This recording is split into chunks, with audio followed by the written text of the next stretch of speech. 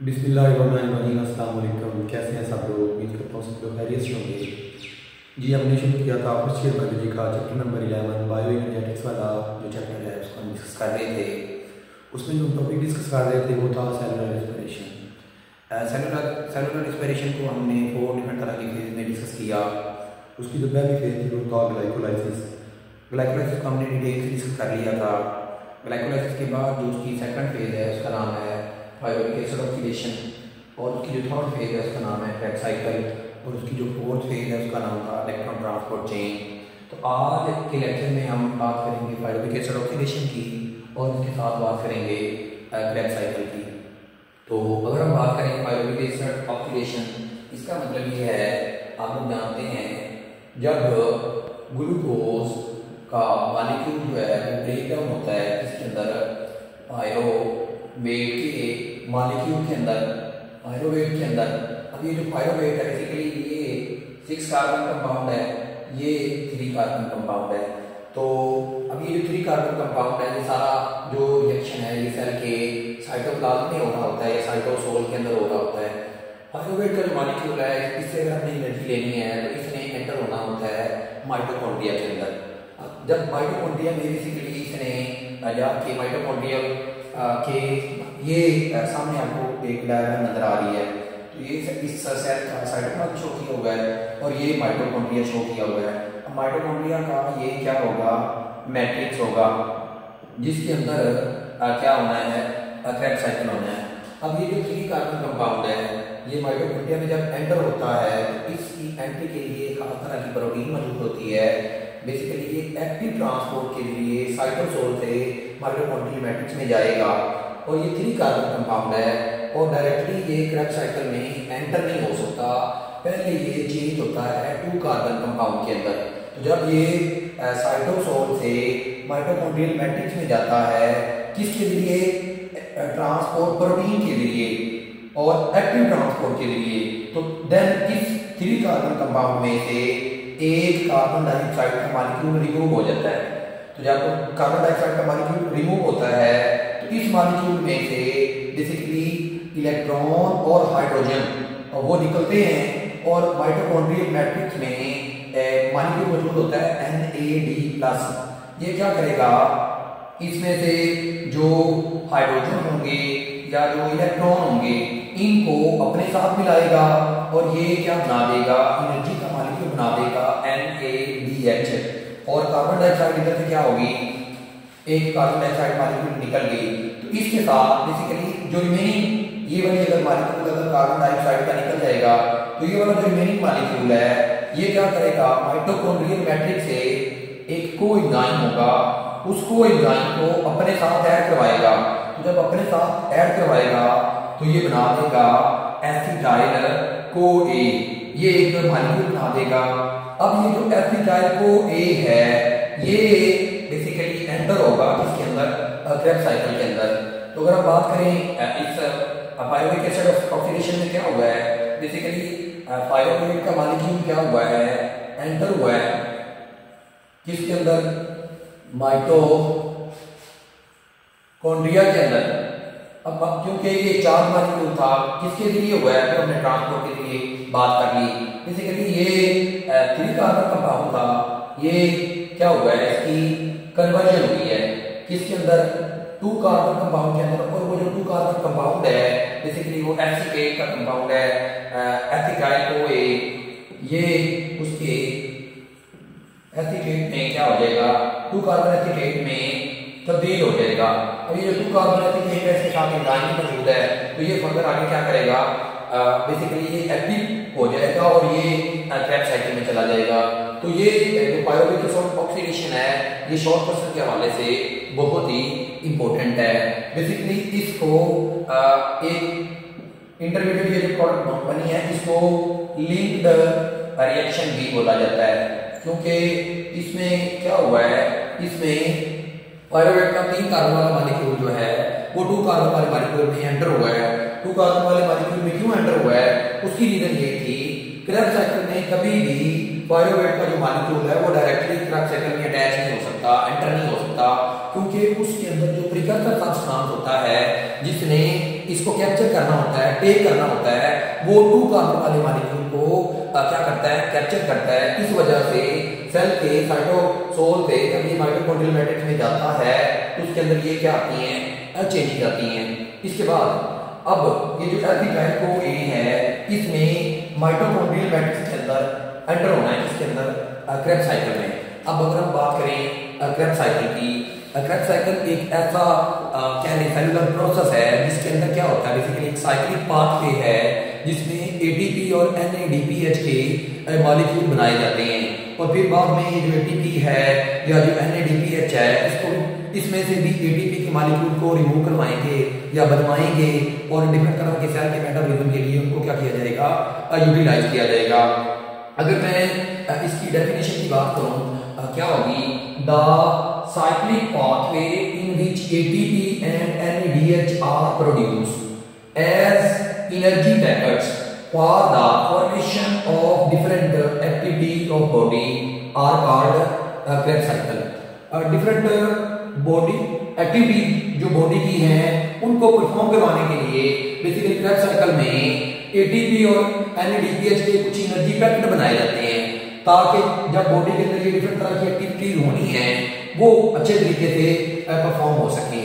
इसको Krebs cycle क्यों बोलते हैं, तो इसकी डिस्कवरी की वजह से इसको Krebs साइकिल बोला जाता है। बेसिकली एक ब्रिटिश साइंटिस्ट था जिसका नाम था सर हैंस क्रेब। अब इसने क्या किया था, इस साइकिल को डिस्कवर किया था जिसकी वजह से इसको Krebs साइकिल का नाम दिया गया। इसको हम सिट्रिक एसिड साइकिल भी बोला जाता है और इसको TAC try carboxylic acid cycle भी इसको बोला जाता है। इसके ये 2 नाम भी हैं।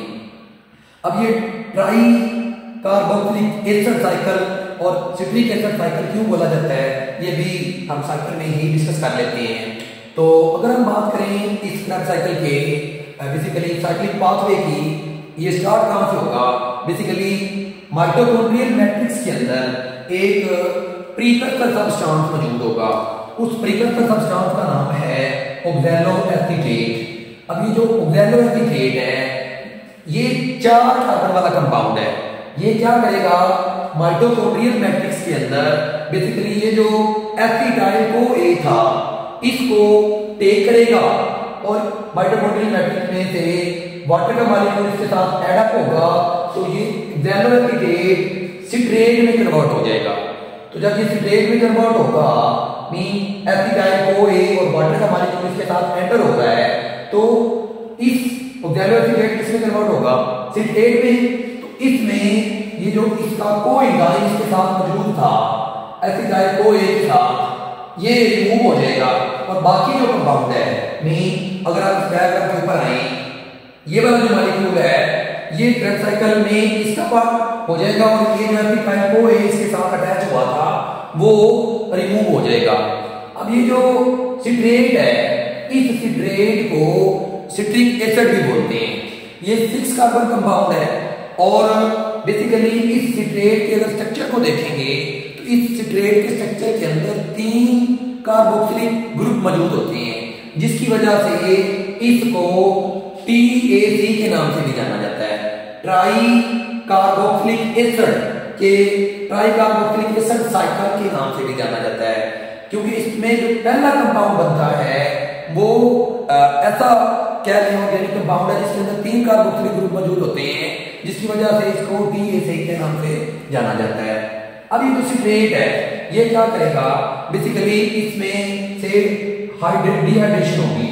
डिहाइड्रेशन जब होगी तो इसमें से वाटर का मॉलिक्यूल निकलेगा, तो वाटर का मॉलिक्यूल निकलेगा तो बेसिकली इसमें एक मॉलिक्यूल बनेगा इंटरमीडिएट जिसको बोलेंगे सिस अकोनिडेज, सिस अकोनिसिट्रेट।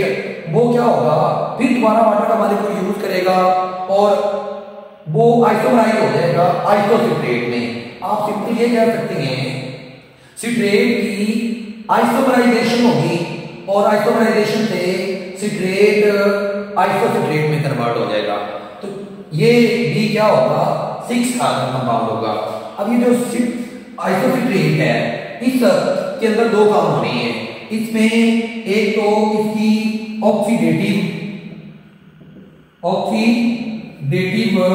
डीकार्बोक्सिलेशन होनी है। डीकार्बोक्सिलेशन मीन टू से इसमें ऑक्सीडेशन होगी और इसमें कार्बन डाइऑक्साइड का जो मॉलिक्यूल है वो रिमूव होगा। अब ये 6 कार्बन कंपाउंड है, इसकी जब ऑक्सीडेशन होगी तो बेसिकली इसमें से हाइड्रोजन के प्रोटॉन इनको क्या कहते हैं और इलेक्ट्रॉन ये निकलेंगे और माइटोकॉन्ड्रियल मैट्रिक्स में मौजूद एक मॉलिक्यूल है NAD, वो क्या करेगा इन प्रोटॉन्स को और इन इलेक्ट्रॉन को टेक करेगा। टेक करके वो क्या बना देगा, वो एनर्जी का मॉलिक्यूल बना देगा। और इस 6 कार्बन कंपाउंड में से जब एक कार्बन कंपाउंड निकल जाएगा तो जो बाकी पीछे स्ट्रक्चर बनेगा वो क्या होगा, अल्फा कीटोब्यूटेरेट। तो बेसिकली ये एक सिंगल स्टेप नहीं है बल्कि 2 स्टेप है। इसमें पहले क्या होगी, ऑक्सीडेशन होगी और फिर बाद में क्या होगी, डीकार्बोक्सिलेशन होगी। कार्बन डाइऑक्साइड का जो मॉलिक्यूल है वो निकलेगा और रिमेनिंग जो मॉलिक्यूल बनेगा उसके अंदर कितने कार्बन होंगे, 5 कार्बन होंगे। अब इसको क्या बोलेंगे, अल्फा कीटोब्यूटेरेट। अब अल्फा कीटोब्यूटेरेट की अगेन क्या होगी, ऑक्सीडेटिव डीकार्बोक्सिलेशन होगी। मीन इसमें से दोबारा फिर एक कार्बन डाइऑक्साइड का मॉलिक्यूल निकलेगा। तो जब एक कार्बन डाइऑक्साइड का मॉलिक्यूल निकलेगा इसमें से दोबारा प्रोटॉन और दोबारा इलेक्ट्रॉन निकलेंगे। इन इलेक्ट्रॉन को माइटोकॉन्ड्रियल में पड़े हुए NAD ये क्या करेगा, इनको टेक करेगा और इसमें क्या बनाएगा, एक दूसरा एनर्जी का मॉलिक्यूल बनाएगा जिसको क्या बनेंगे, NADH। अब ये जो अल्फा कीटोब्यूटेरेट है ये माइटोकॉन्ड्रियल मैट्रिक्स में आप लोगों को पता है कि क्या पड़ा हुआ है, कोई एंजाइम पड़ा हुआ है। इधर ये क्या करेगा, इसको अपने साथ ऐड करेगा। तो जब इसको अपने साथ ऐड करेगा तो बेसिकली ये बनाएगा सक्सिनाइल CoA। ये एक बेसिकली सक्सिनेट से पहले एक कंपाउंड बनता है जिसको क्या बोलते हैं, सक्सिनेट एसिटाइल CoA। तो ये जो सक्सिनेट एसिटाइल CoA का मॉलिक्यूल है इसमें दोबारा क्या होगा, इसमें एक वाटर का मॉलिक्यूल ऐड होगा और इसका जो एंजाइम है जो CoA ऐड हुआ था वो रिमूव हो जाएगा और ये कन्वर्ट हो जाएगा किसके अंदर, सक्सिनेट के अंदर। अब ये बात इस तरह से मैंने बताई है क्योंकि बुक में ये एरो लगा हुआ होगा, आप लोग ये पूछ सकते हैं सारे एरो क्यों लगे हुए हैं। अदरवाइज आप डायरेक्टली ये भी कह सकते हैं कि जो अल्फा कीटोब्यूटेरेट है इसकी ऑक्सीडेशन होगी और डीकार्बोक्सिलेशन होगी, एक NADPH का मॉलिक्यूल बनेगा, कार्बन डाइऑक्साइड निकलेगी और ये कन्वर्ट हो जाएगा सक्सिनेट के अंदर। तो जब ये कन्वर्जन हो रही होती है तो इसमें फ्री एनर्जी निकल रही होती है। अब ये जो फ्री एनर्जी निकल रही है बेसिकली ये माइटोकॉन्ड्रियल मैट्रिक्स में मौजूद एक मॉलिक्यूल है GDP, इसको कन्वर्ट कर देती है GTP के अंदर। अब ये जो बेसिकली ग्वानोसिन डाइफॉस्फेट का मॉलिक्यूल कन्वर्ट होगा GTP के अंदर, ग्वानोसिन ट्राइफॉस्फेट के अंदर। ये जो ग्वानोसिन ट्राइफॉस्फेट का मॉलिक्यूल है ये इक्वल है किसके, ATP के मॉलिक्यूल के अंदर। अब ये कह सकते हैं कि अल्फा कीटोब्यूटेरेट से जब सक्सिनेट बनेगा तो उधर से एक ATP का मॉलिक्यूल भी बनेगा। अब ये जो सक्सिनाइल CoA के बाद सक्सिनेट बना इसमें से ये 5 कार्बन था, एक कार्बन निकल गया तो पीछे कितने कार्बन रह जाएंगे, 4 कार्बन रह जाएंगे। अब ये जो सक्सिनेट है ये क्या करेगा, बेसिकली इसकी द्वारा फिर क्या होगी, ऑक्सीडेशन होगी। अब जब इसकी ऑक्सीडेशन होगी तो इसमें से बेसिकली क्या निकलेंगे, H+ और इलेक्ट्रॉन। बेसिकली जब ये इलेक्ट्रॉन निकलेंगे इन इलेक्ट्रॉन को सेल के माइटोकॉन्ड्रियल मैट्रिक्स में NAD+ की बजाय एक और ऑक्सीडाइजिंग एजेंट होगा FAD, फ्लेमन एडिनिन डाइन्यूक्लियोटाइड। ये क्या करेगा, इनको टेक करेगा और ये क्या बना देगा, FADH2। ये भी क्या है, एनर्जी का मॉलिक्यूल है। और ये जो सक्सिनेट है 4 कार्बन वाला ये बनाने के साथ अब ये कन्वर्ट हो जाएगा किसके अंदर, फ्यूमारेट के अंदर। अब ये जो फ्यूमारेट है ये क्या करेगा, सेल में जो वाटर मौजूद है उसका यूज करके इसको कन्वर्ट करेगा किसके अंदर, 4 कार्बन वाला कंपाउंड है मिलेट के अंदर।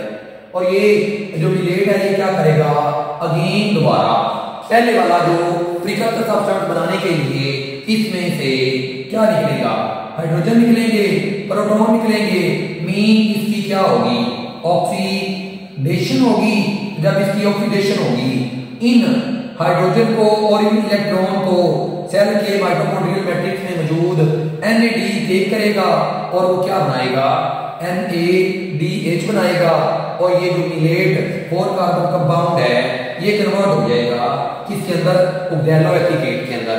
और ऑक्सैलोएसिटेट रेडी होगा अगले एसिटाइल कोएन को कैप्चर करने के लिए।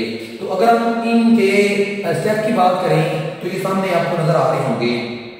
सबसे पहले प्रीकर्सर मॉलिक्यूल वो हमने बात की ऑक्सैलोएसिटेट, उसने उसको कैप्चर किया, उसकी कॉम्बिनेशन हुई। उसके बाद रिमूवल ऑफ को ए, तो इधर से ये रिमूवल ऑफ को ए भी आपको नजर आ रहा होगा। देन आइसोमराइजेशन, ये सिट्रेट आइसोसिट्रेट में कन्वर्ट हुआ, इसकी क्या हुई, आइसोमराइजेशन। अब फॉर्मेशन ऑफ अल्फा कीटोग्लिसरेट, अब आइसोसिट्रेट से क्या हुआ, अल्फा कीटोग्लिसरेट बना है, तो ये फॉर्मेशन ऑफ अल्फा कीटोग्लिसरेट। इसके बाद क्या होगी, फॉर्मेशन ऑफ सक्सिनेट, और फॉर्मेशन ऑफ सक्सिनेट के बाद क्या होगी, फॉर्मेशन ऑफ ह्यूमरेट, और फॉर्मेशन ऑफ मैलेट, और formation of again precursor substance, जिसको क्या बोलेंगे, ऑक्सैलोएसिटेट। इसको याद करने के लिए एक की है छोटी सी, वो इस तरह से है, ऑफ ओ इसका सी, इसका आई, इसका के, और इसका एस, और इसका एफ, और इसका एम। अब ये आपके पास एक की है, इसको आप किस तरह से याद करेंगे, officer can I keep selling for money, officer can I keep selling for money. तो इस तरह से आप इसको क्या कर सकते हैं, याद रख सकते हैं। अब जो बात करने जा रहा हूं वो बहुत इंपॉर्टेंट है कि इस क्रैब साइकिल के अंदर जो नेट प्रोडक्ट है, और नेट प्रोडक्ट की बजाय प्रोडक्ट ही बात करते हैं कि क्या क्या हमें मिला है इसके अंदर। तो देखेंगे इसमें सबसे पहले हमें एक क्रैब साइकिल के अंदर कार्बन डाइऑक्साइड के वाली मॉलिक्यूल नजर आ रही है, इधर से निकल रहा है, इधर से निकल रहा है। दूसरा NADH के मॉलिक्यूल, और तीसरा FADH2 के मॉलिक्यूल। तो ये तीन चीजें हमें इसमें से निकलती हुई नजर आ रही हैं। एक क्रैब साइकिल में एक कार्बन डाइऑक्साइड ये है, दूसरी ये है, तो इसका मतलब ये है कि इसमें से दो कार्बन डाइऑक्साइड के मॉलिक्यूल निकल रहे हैं, 1 2 3 NADPH के मॉलिक्यूल आ रही हैं, और एक FADH का मॉलिक्यूल आ रहा है। जब ये जो पायरुवेट ग्लूकोज मॉलिक्यूल पायरुवेट में टूटता है तो पायरुवेट के 2 मॉलिक्यूल बनते हैं, तो लिहाजा एसिटाइल के भी 2 मॉलिक्यूल बनेंगे, तो 2 क्रैब साइकिल होंगे। तो ऑब्वियसली ये कितने हो जाएंगे, 4, ये कितने हो जाएंगे, 6, और ये कितने हो जाएंगे, 2। तो जब एक ग्लूकोज का मॉलिक्यूल 2 पायरुवेट बनाएगा, 2 पायरुवेट में से जो नेट प्रोडक्ट होगी कार्बन डाइऑक्साइड के 4 मॉलिक्यूल, NADH के 6 मॉलिक्यूल, और FADH के 2 मॉलिक्यूल, और इसके साथ साथ एक ATP का मॉलिक्यूल निकल रहा था एक, तो क्योंकि साइकिल 2 बार होना है तो ये भी क्या बनाएंगे, 2 ATP के मॉलिक्यूल बनेंगे। तो ये प्रोडक्ट थी किसकी, क्रैब साइकिल की। अगर हम बात करें पायरुवेट एसिड ऑक्सीडेशन की, नेट प्रोडक्ट की बात करें तो इसमें क्या होगी, एक हमारे पास क्या आ रही है, कार्बन डाइऑक्साइड, और एक NADH आ रहा है, एक में ये हो रहा है। तो पायरुवेट में मैंने बात की है कि ये 2 मॉलिक्यूल बनते हैं, तो लिहाजा ये भी 2 बार होगा, इनको भी आप कह दें ये 2 होंगे, और ये क्या होंगे, 2 होंगे, इसकी ये प्रोडक्ट होगी। अगर बात करें एक पायरुवेट का जो मॉलिक्यूल है फिर आपने हाफ कर देना है। इस तरह से इस एक क्रैब साइकिल के अंदर अगर एनर्जी की बात करें तो फिर ये होगा, लेकिन अगर पूरी बात हो रही है किसी पायरुवेट के मॉलिक्यूल की तो फिर हमने 2 बार इसको बताना पड़ेगा। तो आज का टॉपिक ये था जिसको हमने डिटेल से डिस्कस किया। इनके स्ट्रक्चर मैंने ड्रा किए, इसकी वजह ये थी क्योंकि इसके अंदर कॉम्प्लिकेशन हो जानी थी, तो जिसकी वजह से हो सकता है आपको समझ ना लगती। तो इसमें अगर आपका कोई भी क्वेश्चन है, कोई भी क्वेरी है, तो आप कमेंट सेक्शन में पूछ सकते हैं। Thank you, Allah Hafiz.